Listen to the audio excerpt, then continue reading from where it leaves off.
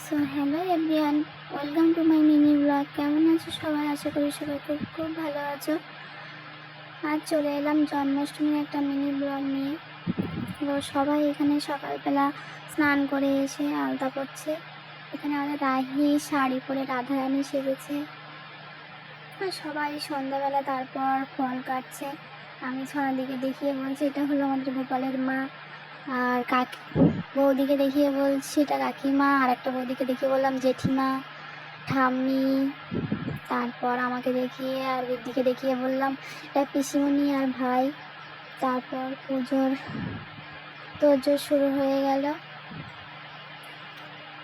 তারপর আমার বড় বৌদি এলো, এসেও বড় বৌদিকে দেখিয়ে বললাম এটা হলো গোপালের বড় জেঠিমা।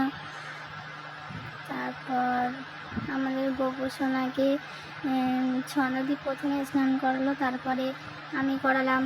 আমাদের গপুটাকেও এইখানে আনলাম, সব দুটো গপুকে একসাথে স্নান করানো হচ্ছে। একটু পরেই গান শুরু হবে এখানে। তো গ্রামের সবাই এখানে গান শুনতে আসবে।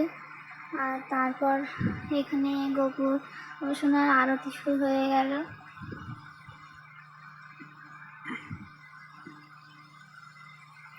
এখানে সন্ধ্যাদি আরতি করছে, আর পাশ থেকে একটা দিদি ও দেখিয়েছে কীভাবে কী করবে সেটা দেখিয়ে দিচ্ছে।